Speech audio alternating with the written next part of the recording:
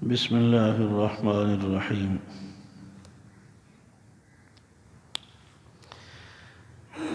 یہ جو چاروں کل میں قل هو اللہ احد آتی ہے، یہ سورت جو سورہ اخلاص کے نام سے، بہت فضیلت والی سورت۔ ایک حدیث میں آتا ہے رسول اکرم صلی اللہ علیہ وسلم نے صحابہ سے پوچھا، تم میں سے کوئی ہے جو رات کو قرآن مجید کی 1/3 یعنی 10 پارے تلاوت کر کے پھر سوئے؟ تو سب نے کہا کہ یا رسول اللہ اتنی ہمت تو نہیں ہوتی، تھکاوٹ ہوتی ہے دن بھر کے کام کاج کے بعد، 10 پارے تلاوت۔ آپ نے فرمایا جو بندہ سورہ اخلاص ایک دفعہ پڑھ لے گا یہ 1/3 تلاوت کا ثواب ملے گا، گویا اس نے 10 پارے پڑھ لی۔ تو سارے کہنے لگے یہ تو کوئی مسئلہ ہی نہیں ہے، یہ تو ہر ایک پڑھ سکتا ہے، ویسے بھی نمازوں میں کتنی دفعہ پڑھتے ہیں۔ یہ فضیلت ہے۔ اور ایک اور صحابی نے کہا کہ یا رسول اللہ مجھے اس سورت سے بہت محبت ہے، ہر وقت یہ پڑھتا رہتا ہوں۔ آپ نے فرمایا کہ اس سورت کے ساتھ تمہاری اس محبت کی وجہ سے اللہ نے تمہارے لیے جنت واجب کر دی۔ وہ کیا وجہ ہے کہ اتنی مختصر سی سورت کو پڑھنے پر 10 پارے ثواب ملتا ہے؟ یہ کیا وجہ ہے؟ اس سے بڑی صورتیں پڑھنے پر بھی 10 پاروں کا ثواب نہیں، مختصر سے الفاظ پر پڑھنے پر اتنا اجر و ثواب آخر کیوں؟ پورے قرآن مجید میں اللہ تبارک و تعالیٰ نے جو اپنا تعارف کرایا ہے نا، اپنی صفات بیان کی، اپنے اختیارات کا ذکر فرمایا، غیر اللہ کی نفی کی ہے کہ میرے اختیارات میں میں ذات میں بھی اکیلا ہوں، میں صفات میں بھی اکیلا ہوں، میں اختیارات میں بھی اکیلا ہوں، میں حقوق میں بھی اکیلا ہوں۔ نہ میری ذات میں کوئی شریک ہے، نہ میری صفات میں کوئی شریک ہے، نہ میرے اختیارات میں کوئی شریک ہے، اور نہ میرے حقوق میں کوئی میرا شریک ہے۔ پورے قرآن مجید میں جتنی تفصیل کے ساتھ ذکر کیا اس کی مثالیں دے دے کر سمجھایا کہ دیکھو تم اپنے ملازم، اپنے نوکر کو اپنے ساتھ شریک برابر سمجھنا، تم اپنی توہین محسوس کرتے ہو۔ کبھی بھی تم یہ گوارا نہیں کرو گے کہ تمہاری جائیداد کے 2 حصے کیے جائیں، ایک تمہارے ملازم کا ایک تمہارا۔ تم نے کمایا، تم اس کے مالک ہو، تم با اختیار ہو، وہ تو با اختیار نہیں ہے۔ تو فرمایا ساری مخلوق تو میرے لیے غلام کی حیثیت رکھتی ہے، میرے اختیارات میں وہ میرے ساتھ کیسے شریک ہو سکتا؟ یہ تو میری توہین ہے۔ اس سارے تفصیل کا خلاصہ سورہ اخلاص میں اللہ تعالیٰ نے ذکر کی۔ ایک دفعہ مشرکین نے کہا کہ پھر وہ اللہ کیا ہے؟ تو پھر اللہ تبارک و تعالیٰ نے یہ سورت نازل فرمائی کہ آپ کہہ دیں کہ وہ اللہ ایک ہے، وہ بے نیاز ہے۔ یہ جو لفظ شروع میں ہے قل، تو جب ہم اس کو تلاوت کریں تو ان فضائل کو ذہن میں رکھتے ہوئے اس سورت کو پڑھیں کہ ہم کتنی جامع معنی سورت پڑھ رہے ہیں، کتنی فضیلت والی ہے۔ قرآن مجید میں 3 لفظ بہت استعمال ہوتے ہیں، یہ پہلے بھی ہم نے پڑھا تھا۔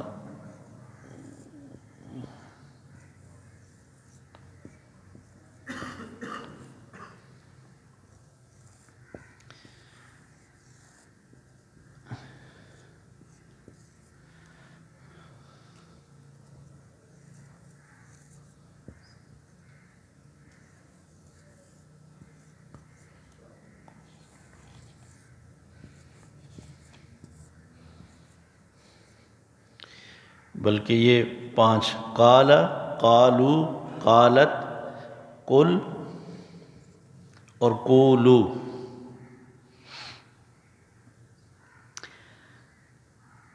یہ جو ایک ہی مادہ ہے۔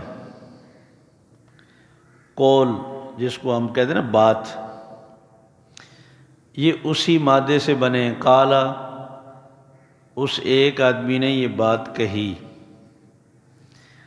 تو یہ واو لگانے سے کیا فرق پڑے گا؟ اس ایک نے نہیں بلکہ ان سب نے یہ بات کہی۔ بس یہ واو نشانی ہے کہ بات کرنے والا ایک نہیں ہے، بات کرنے والے کئی ہیں۔ قالت کیا فرق پڑے گا؟ یہ تا ساکن نشانی ہے کہ بات کرنے والی عورت ہے، اس ایک عورت نے کہا۔ یہ دو لفظ پہلے نہیں گزرے۔ قل آپ بولیں، آپ بات کریں، آپ کہیں، یہ حکم ہے۔ اور اس کے ساتھ واو لگائیں گے، قولو تم سب کہو۔ ایک کو اگر ہم کہیں کہ آپ کہیں تو اس کے لیے ہے قل، اور سب سے کہیں کہ آپ بولیں، آپ کہیں تو اس کے لیے قولو۔ تو بس یہ سب ایک ہی مادہ ہے، اس کے ساتھ واو کا اضافہ کریں گے تو معنی ہوگا ایک نے نہیں سب نے کہا۔ تا لگائیں گے تو اس عورت نے کہا۔ اور اگر یوں اس کو کہیں گے چاروں کل کے شروع میں قل یا ایھا الکافرون، قل اعوذ برب الفلق، قرآن مجید میں اور بھی بہت استعمال ہوتا ہے، تو اس کا معنی ہوگا آپ کہیں، قولو تم سب کہو۔ آپ نے پہلی دفعہ جو اہل مکہ کو دعوت دی تھی تو اس میں یہی فرمایا تھا نا، قولو لا الہ الا اللہ تفلحون، تم سب لا الہ الا اللہ کہو کامیاب ہو جاؤ گے، کہ اللہ کے علاوہ کوئی الہ نہیں۔ تو لفظ قل کے معنی کیا ہوگے؟ آپ کہیں۔ چونکہ رسول اکرم صلی اللہ علیہ وسلم سے اللہ تبارک و تعالیٰ فرما رہے ہیں تو اس لیے یہ ایک کے لیے استعمال کیا۔ آپ کہیں، بتائیں کہ ہو اللہ احد۔ ہوا بھی ہم نے پڑھا ہے کہ کسی ایک کی طرف اشارہ کرنا ہو تو ہوا، جیسے ہی، اور سب کی طرف اشارہ کرنا ہو تو وہ سب یعنی ہم۔ تو اللہ کی طرف اشارہ ہے، قل هو اللہ، آپ کہہ دیجئے وہ اللہ احد ایک ہے، اکیلا ہے۔ کس چیز میں اکیلا ہے؟ ذات میں اکیلا ہے، صفات میں اکیلا ہے۔ جو اللہ کی خاص صفات ہیں نا، ان صفات میں کوئی فرشتہ، کوئی نبی، کوئی ولی، کوئی مخلوق میں سے اس کا کوئی شریک نہیں۔ وہ عالم الغیب ہے، غیب جاننے والا ہے، یہ اس کی ایسی صفت ہے کہ اس میں اس کے ساتھ کوئی شریک نہیں۔ یہ صفت کسی مخلوق میں اس نے پیدا ہی نہیں کی۔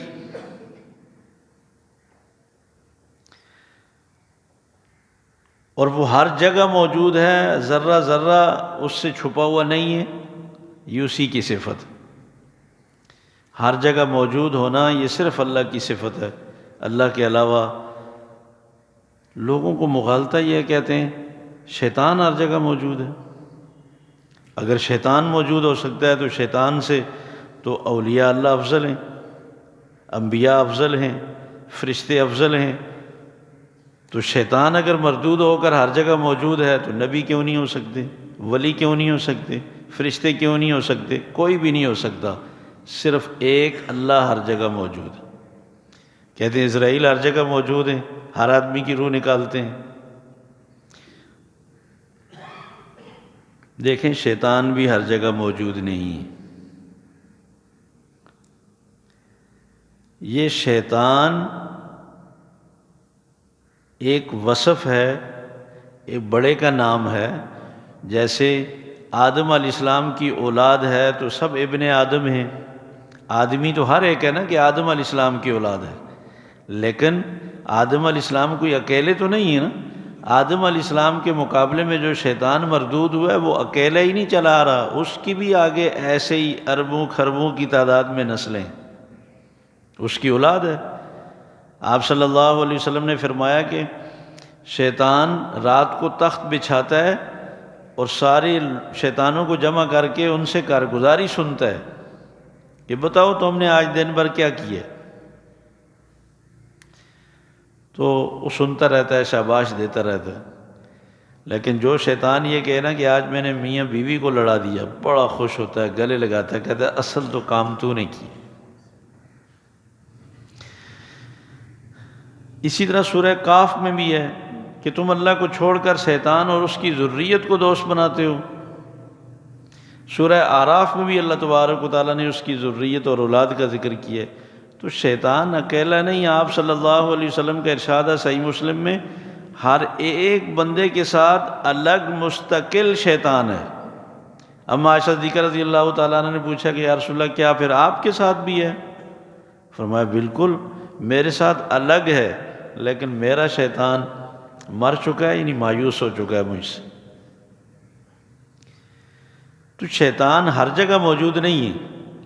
اسی طرح اسرائیل علیہ السلام بڑے ہیں، وہ اس شعبے کے بڑے ہیں کہ روحیں نکالنا یہ ان کا شعبہ ہے، لیکن اربوں خربوں کی تعداد میں فرشتے ان کے ماتحت ہیں۔ جیسے صدر اور وزیر اعظم کے ماتحت اس کی حکومت میں جتنے کام ہوتے ہیں تو کہتے ہیں یہ فلاں نے کی ہے، یہ پل فلاں وزیر اعظم نے بنایا، یہ انڈسٹری فلاں نے لگائی ہے، حالانکہ اس نے کہاں لگائی ہے، وہ تو آگے مزدور لگا رہے ہوتے۔ تو نہ کوئی فرشتہ ہر جگہ موجود ہے، نہ شیطان ہر جگہ موجود ہے، نہ کوئی نبی ہر جگہ موجود ہے۔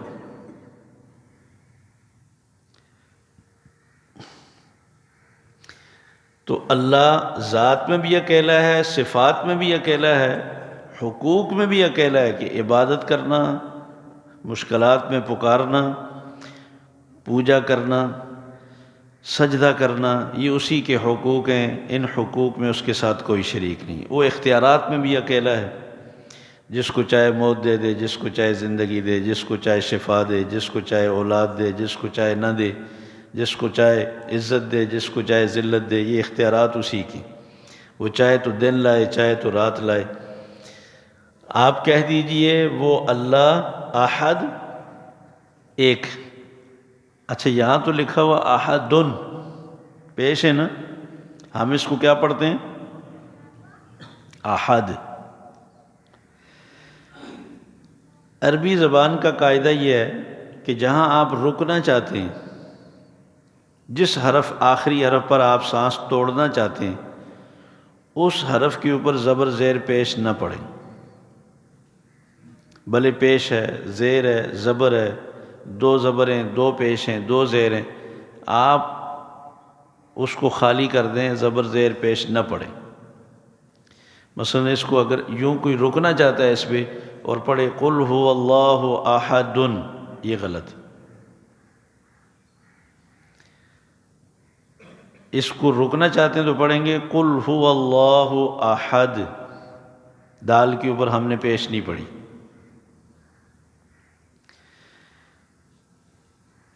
یہاں اگر کسی کا سانس ٹوٹ گیا تو یہاں بھی اس کو اس ہا کے اوپر جو پیش ہے یہ نہیں پڑھنی، قل هو اللہ۔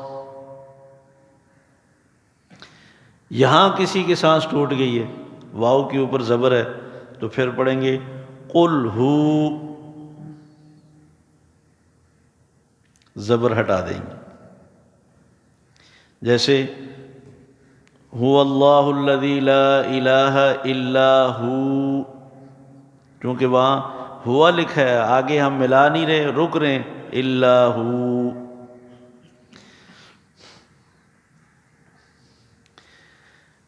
دوسری آیت ہے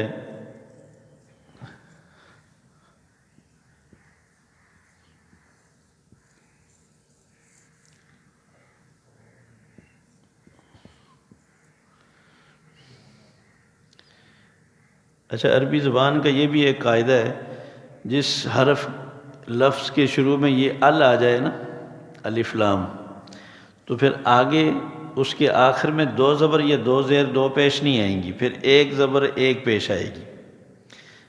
اگر اس کو الف لام کے بغیر سمدن ہم پڑھیں نا تو پھر یہاں دو پیش پڑھیں گے، سمدن احدن۔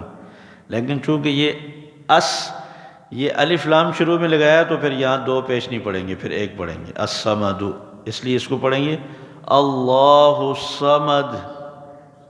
چونکہ ہم رک رہے ہیں دال پر تو وہ ایک پیش بھی نہیں پڑھیں گے، اللہ الصمد۔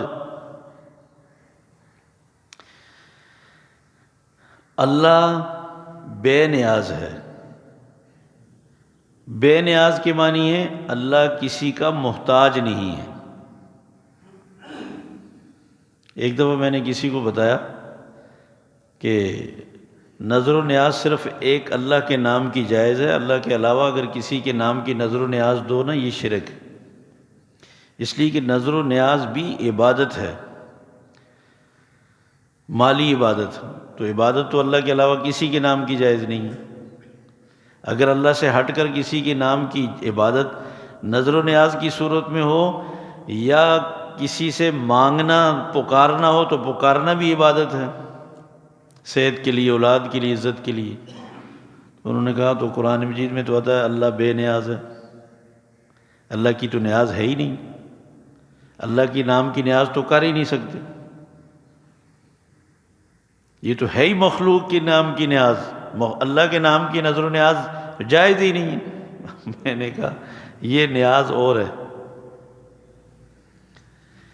نظر تو عربی کا لفظ ہے، نیاز عربی کا لفظ نہیں ہے، فارسی کا لفظ ہے۔ تو صمد کا جو معنی ہم کرتے ہیں نا، وہ ہم فارسی میں معنی کرتے ہیں بے نیاز ہونا، اصل اس کا اردو میں معنی ہے کسی کا محتاج نہ ہونا۔ اللہ کسی کا محتاج نہیں ہے، مخلوق میں سے بھی کسی کا محتاج نہیں، جن چیزوں کے ہم محتاج ہیں اللہ ان کا بھی محتاج نہیں۔ ہم کام کاج کرتے ہیں نا، رات کو نیند آنے لگتی ہے تو ہم نیند کے محتاج ہیں، اللہ کو نیند نہیں آتی۔ اچھا، ہم باقی رہنے کے لیے کھانے کے محتاج ہیں، اللہ کھانے کی بھی محتاج نہیں، اللہ نہیں کھاتے۔ تو اللہ تبارک و تعالیٰ کے سارے کام ہمارے بغیر ہوتے ہیں اور ہو سکتے ہیں، اللہ کسی کا محتاج نہیں، ہمارا کوئی کام اللہ کے بغیر نہیں ہو سکتا۔ اس لیے ہمیشہ دعا مانگنی چاہیے کہ یا اللہ تو ہمیں اپنا ہی محتاج رکھنا، اپنے علاوہ کسی کا محتاج نہ بنانا۔ تو اللہ الصمد، تو نام کسی کا صمد نہیں رکھ سکتے ہم، پھر رکھیں گے تو عبد الصمد، لیکن اس کو جب پکاریں گے تو کیا پکاریں گے؟ عبد الصمد۔ اگر ہم اس کو صمد کہیں گے تو اس کا معنی کیا ہوگا؟ پھر ہم اس کو اللہ کہہ کر پکار رہے ہیں۔ عبد الستار، عبد الجبار، عبد الغفار کو اگر ہم ستار غفار کہہ کر پکار رہے ہیں، یہ تو اللہ کے نام ہیں، یہ تو پھر ہم اللہ کی توہین کر رہے ہیں، تو یہ گناہ ہے۔ چھاٹ تو ہے لیکن یہ گناہ ہے۔ اس کا کوئی اور نام رکھ لیں اچھا، جو اس کو پسند ہو، اس نام سے پکارا کریں، پھر اس کو ستار یا جبار یا صمد نہ کہیں۔ تو اس لیے نام رکھتے وقت تو یہ خوبصورت نام ہم رکھ لیتے ہیں، پکارتے وقت پھر اس کا خیال نہیں رکھتے۔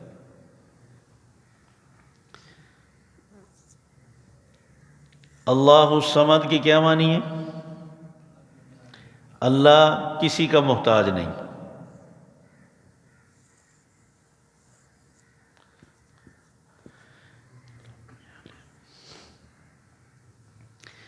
لم یلد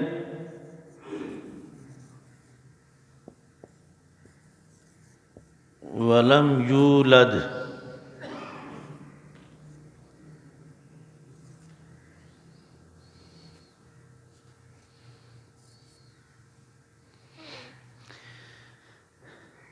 لم یلد کا لم کا معنی نہیں، یلد ولد یلد اولاد، ولد اولاد، اولاد کے معنی میں آتا ہے، اسی سے ہے والد بھی ہے، والدین بھی ہے۔ یلد کے معنی ہے اس نے جنا، لم یلد، لم کا معنی نہیں، اس نے کسی کو نہیں جنا، اس کی کوئی اولاد نہیں۔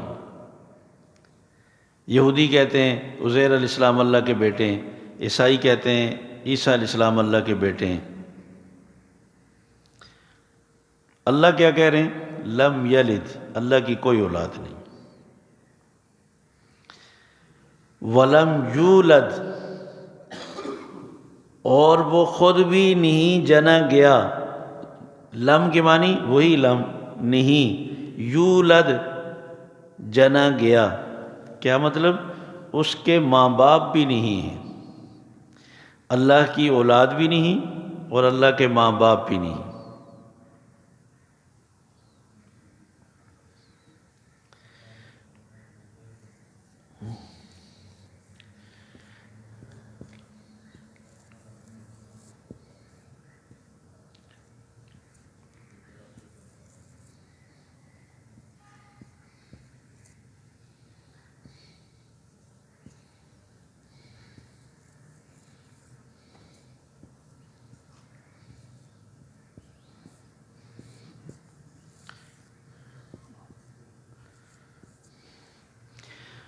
وَلَمْ يَكُنْ لَهُ كُفُوًا أَحَدٌ،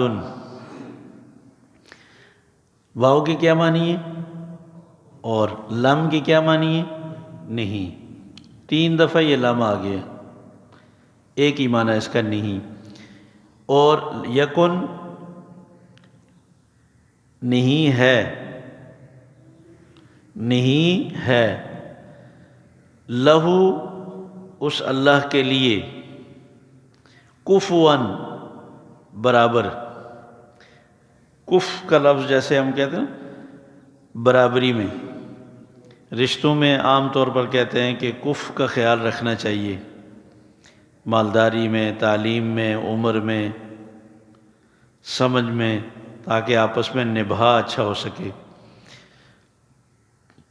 نہیں ہے اس کے برابر، احد، کوئی ایک، کوئی بھی اس کے برابر نہیں، نہ کوئی فرشتہ، نہ کوئی نبی، نہ کوئی ولی، نہ کوئی جن، کوئی اس کے برابر نہیں،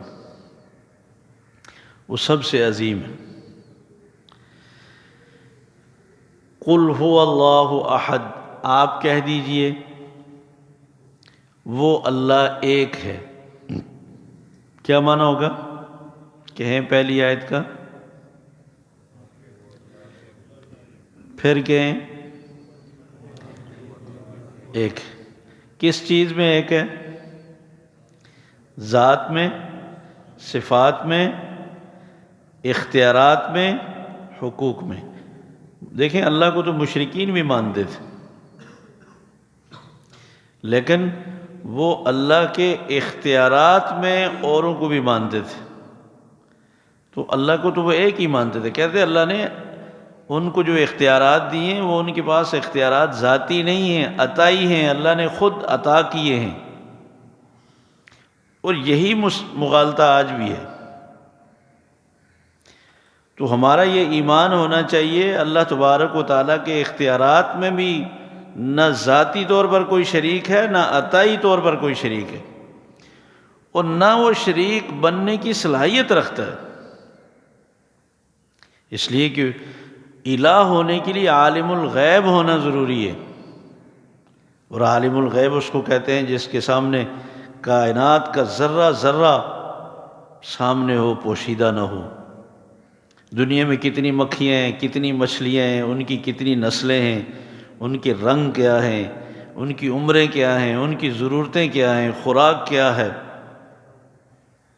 پرندے کتنے ہیں، جنات کتنے ہیں، انسان کتنے ہیں، میرے سر پہ کتنے بال ہیں، میرے جسم پر کتنے بال ہیں، درخت پر کتنے پتے ہیں، کتنے گر چکے ہیں، میرے دل میں کیا خیالات پیدا ہو رہے ہیں اور کیا آئندہ ہوں گے، یہ سوائے اللہ کے اس کی کوئی صلاحیت نہیں رکھتا۔ وہ چونکہ رزاق ہے، اس کو پتہ بھی ہونا چاہیے، جب اس نے مخلوق بنائی ہے تو وہ ان کو جانتا بھی ہو تاکہ ان کی ضرورتیں پوری کر سکے۔ ساری کائنات کی سب بولیوں کو ایک وقت میں سننا، سمجھنا اور اسے پورا کرنا۔ یہ صرف اسی کی صفت۔ تو وہ تنہا ہے، اکیلا ہے، اختیارات میں بھی حقوق میں بھی اس کا کوئی شریک نہیں۔ ہم اگر سورہ اخلاص ہی صحیح سمجھ کر پڑھ لیں تو ہمارا عقیدہ ٹھیک ہو جائے۔ یاد رکھیں، اگر عقیدے میں گڑبڑ ہوئی، جتنی مرضی ہے نمازیں پڑھ لیں، روزے رکھ لیں، حج کر لیں، عمرے کر لیں، تلاوتیں کر لیں، صدقہ خیرات کر لیں، جنت میں داخلہ ممکن ہی نہیں۔ یہ پاسپورٹ ہے جنت میں داخلے کا،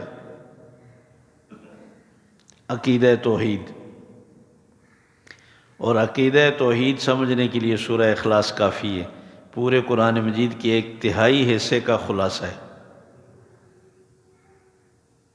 چلتے پھرتے اٹھتے بیٹھتے ہر وقت اگر ہم اور حافظ نہیں، تلاوت نہیں کر سکتے، اس کا تلاوت کا تو اہتمام رکھنا چاہیے۔ اللہ الصمد، دیکھیں اللہ کی ہم تعریف کیسے کر سکتے ہیں؟ جس طرح اللہ نے خود کی ہے، کائنات کا کوئی آدمی اللہ کی ایسی تعریف نہیں کر سکتا۔ یہ وہ الفاظ ہیں جو اللہ کو خود پسند ہیں، یہ مبارک الفاظ اللہ ہی کہہ سکتے ہیں۔